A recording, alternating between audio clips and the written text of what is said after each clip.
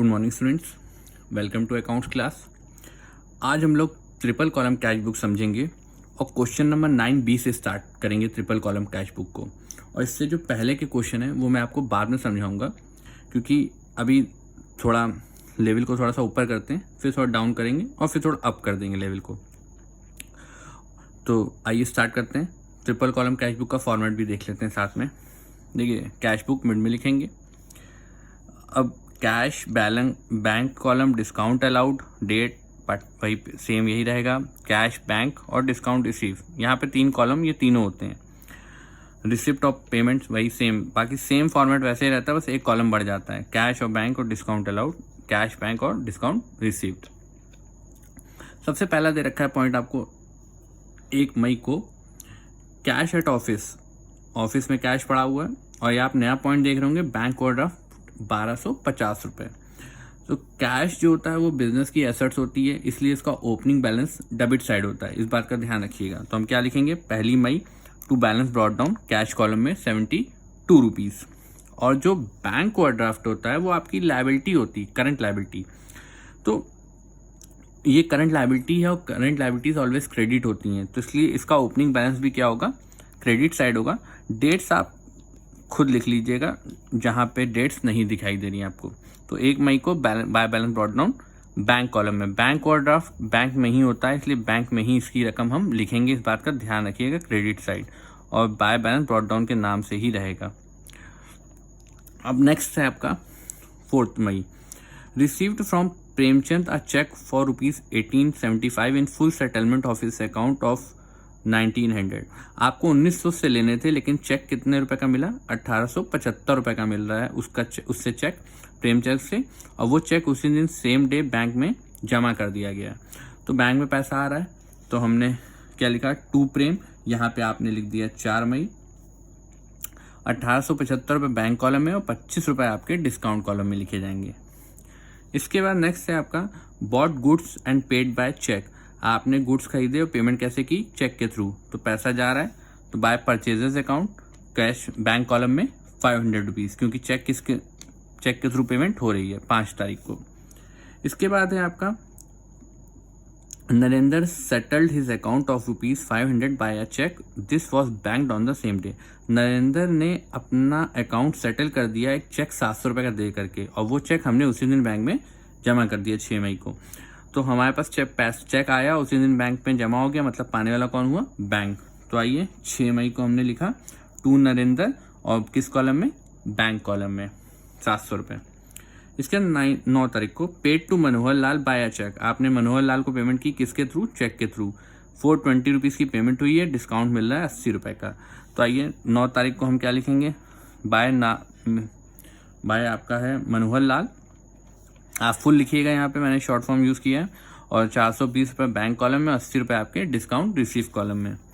इसके बाद है आपका 12 तारीख को cash sale to date 400 rupees to date, of which 300 और बैंक। अब ध्यान समझिएगा, पहली बार ऐसी लाइन आ रही है, आपको दिखाई दे रही होगी, कैश सेल हुई 400 रुपये की, जिसमें से 300 रुपये आपने तुरंत बैंक में जमा कर दिए।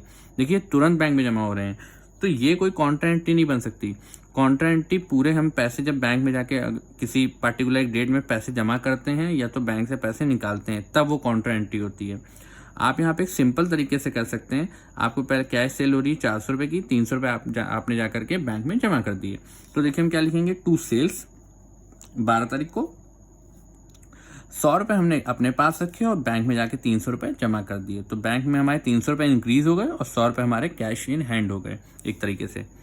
इसके बाद sold old typewriter for cash. आपने ओल्ड टाइपराइटर बेचा है, जिसको हम ऑफिस इक्विपमेंट भी बोलते हैं। पैसा आ रहा है 17 तारीख को, आप लिख सकते हैं 2 टाइपराइटर भी लिख सकते हैं, और आप चाहें तो 2 ऑफिस इक्विपमेंट लिख सकते हैं। कैश में आ रहा है, कैश कॉलम में रहेगी ये रकम। इसके बाद नेक्स्ट है आपका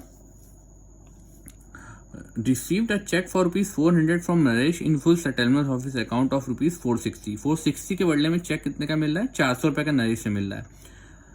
और आगे फुल स्टॉप के बाद ये लाइन लिखिए, the cheque is endorsed. Endorse मतलब होता है हमने किसी और को दे दिया, ट्रांसफर करना, इंडोर्स का मतलब सुरेश को, on 24 May in full settlement of his account of ₹420। अब आपको इस बात का ध्यान रखना होगा, जब आपको चेक मिलता है तो आपको नीचे तक देखना होगा क्वेश्चन के एंड तक, कहीं वो चेक किसी दूसरी डेट को कहीं इंडोर्स तो नहीं हो रहा, क्योंकि यदि चेक मिला और हमने यदि किसी थर्ड पार्टी को दे दिया तो मतलब ये हुआ कि चेक मिला और हमारे यहाँ से चला गया। तो यहाँ पे ना चेक मिलने की हम कैश बुक में एंट्री पास करेंगे उस केस में, और ना ही इंडोर्स करने की, तो हम इसकी एंट्री ही पास नहीं करेंगे। देखिए आपको हिंट में दे रखा होगा on May 20 and May 25 cheque received and endorse will be recorded through journal proper. तो आपको भी एग्जाम में ये हिंट इसी तरह देनी होगी, यहाँ पे नोट लिख करके कि क्यों एंट्री इसकी पास नहीं हो रही है। इस लाइन की आपको लिखना सेम यही ऐसी लाइन होगी, cheque received and endorse will be recorded through journal proper not in cash book. तो आप इसको जनरल में इसकी एंट्री पास करके शो कर सकते हैं यदि उस एग्जाम में पूछा गया है तो। अदरवाइज आप इसको जनरल एंट्री पास करने की इसकी कोई जरूरत नहीं, सिर्फ ये लाइन लिख दी आपने, मतलब आपको फुल मार्क्स मिलेंगे। नेक्स्ट आपका है 25 तारीख को, received a cheque from Hari Prakash for 150 and full stop, the cheque is endorse to Raj Prakash on 27 May, discount receive 30 rupees. आपको चेक मिला 25 तारीख को हरि प्रकाश से, और वो चेक आपने इंडोर्स कर दिया है किसको, राज प्रकाश को।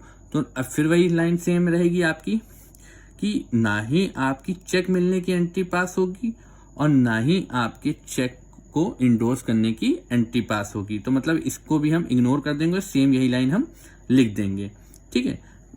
इसके बाद next 28 withdraw from bank for office use. आपने विड्रॉ किए बैंक से ऑफिस यूज के लिए, तो वही सिंपल बात है, मैंने बैंक से पैसे निकाले ऑफिस यूज के लिए, तो मैंने बताया था इसकी कॉन्ट्रा एंट्री पास होती है। तो सबसे पहले हम जनरल एंट्री पास कर लेंगे। इसकी जनरल एंट्री क्या पास होती है, cash account debit to bank account, ठीक है। अब इसकी पोस्टिंग कर दीजिए, कैश डेबिट है तो पोस्टिंग करते हो क्या हो जाएगा, क्रेडिट, रकम लिखेंगे बैंक कॉलम में, सी लिखना कंपलसरी है, उसका लिख देंगे यहाँ पे टू बैंक, सी लिखेंगे एलएफ कॉलम में और कैश कॉलम में रकम लिख देंगे। ये आपकी जो काम हुआ है वो आपका हुआ है 28 मई को, तो हम यहाँ पे 28 मई हमने डेट डाल दी। एंड फॉर पर्सनल यूज, अब देखिए यहाँ पे पर्सनल यूज के लिए हमने रुपए निकाले बैंक से, तो पर्सनल यूज के लिए जब हमने बैंक से पैसे निकाले 100 रुपए, तो हम इसकी कोई कॉन्ट्रा एंट्री पास नहीं होती पर्सनल यूज के लिए बैंक से पैसा निकालने की। हम सिर्फ सिंपल सा लिखेंगे बाय ड्राइंग्स और किस कॉलम में, बैंक कॉलम में, क्योंकि पैसा बैंक से कम हो रहा है हमारे पर्सनल एक्सपेंस की वजह से। इसके बाद है withdraw from office for payment of private bills. आपने ऑफिस से पैसे निकाले, विड्रॉ किए प्राइवेट बिल्स के लिए, प्राइवेट बिल्स माने ड्राइंग्स, तो हम क्या लिख देंगे, बाय ड्राइंग्स 425 रुपए, वो भी किस कॉलम में, आपके कैश कॉलम में 29 मई को।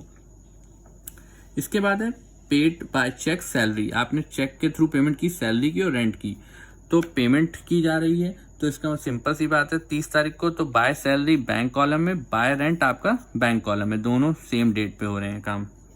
इसके बाद 31 तारीख को बैंक चार्जेस लगा रही है, तो बैंक चार्जेस लगा रही है 31 तारीख को, तो हम क्या लिखेंगे, बाय बैंक चार्जेस और किस कॉलम में, बैंक कॉलम में, क्योंकि बैंक चार्जेस बैंक द्वारा लगाए जाते हैं। अब यहाँ पे सारे ट्रांजेक्शन्स खत्म हो गए, अब हम लोग बैलेंसिंग समझेंगे स्टूडेंट्स। देखिए आप कैश कॉलम की सबसे पहले हम डेबिट साइड की टोटलिंग कर लेंगे, तो आपका आएगा 592 रुपीज़, और क्रेडिट साइड की जो टोटलिंग करेंगे वो आएगा आपका 425। तो डिफरेंस जो आया वो आया क्रेडिट साइड 167 का, मतलब बीच का डिफरेंस, तो हम क्या लिख देंगे, बाय बैलेंस CD 167। अब इसी तरह हम बैंक के कॉलम की भी करेंगे। बैंक कॉलम की जब मैंने डेबिट साइड की टोटलिंग की तो आया 2875, और क्रेडिट साइड की जो टोटलिंग की वो आया 2635। अब हमने बीच का डिफरेंस निकाला, आया 240, तो हमने लिख दिया बाय बैलेंस CD 240 रुपीज़। इसके बाद हमने बड़ी रकम से अकाउंट को क्लोज कर दिया, कैश कॉलम और बैंक कॉलम को हमने क्लोज किया। और रही बात डिस्काउंट की, तो डिस्काउंट की हम बैलेंसिंग नहीं करते, सिर्फ टोटलिंग करते हैं, तो 25 आया, और यहाँ पे जो आपका आ रहा था वो आ रहा था 80, तो हमने यहाँ पे 80 रुपीज़ टोटलिंग कर दी, और यहाँ पे आपकी कैश बुक कंप्लीट हो गई। इस क्वेश्चन में दो नए पॉइंट थे। पहला पॉइंट था बैंक ओवरड्राफ्ट का ओपनिंग बैलेंस दे रखा था, जो कि क्रेडिट साइड ओपनिंग लिखा जाता है बैंक ओवरड्राफ्ट का, और दूसरा नया केस था कि आपको चेक मिल रहे थे 20 और 25 तारीख की, दो नए केसेस हैं जिसमें आपको चेक मिल रहे थे किसी पर्सन से और आप किसी दूसरे अपने मतलब डेटर से पैसे चेक मिल रहे थे और क्रेडिटर को आप अपने क्रेडिटर को इंडोर्स कर रहे थे मतलब ट्रांसफर कर रहे थे। तो चेक मिलना और उसके बाद यदि इंडोर्स कर दिया गया तो इसका मतलब ये हुआ कि ना चेक मिलने की एंट्री पास होगी, ना ही चेक इंडोर्स करने की एंट्री पास होगी। और इसके लिए आपको यहाँ पे एग्जाम में या अपनी आप फेयर कॉपी में भी करेंगे तो यहाँ पे नोट्स में लिखना पड़ेगा, जिस तारीख का कोई एंट्री पास नहीं हो रही तो लिखना पड़ेगा ऑन May 20 एंड May 25, क्योंकि यहाँ इन दोनों की एंट्री पास नहीं हो रही इसलिए इन्होंने एक ही बार में लिख दिया cheque received and endorse will be recorded through journal proper. इसकी जनरल एंट्री पास होगी जनरल में, इसकी कैश बुक में कोई भी रिकॉर्ड इसको कैश बुक में रिकॉर्ड नहीं करना है, बस इस बात का आपका ध्यान देना है। और आपको इस वीडियो में तब भी कोई प्रॉब्लम हो, डाउट हो तो आप मुझसे कॉल करके या पर्सनली मैसेज करके पूछ सकते हैं। And please subscribe my channel, share this video. Thank you.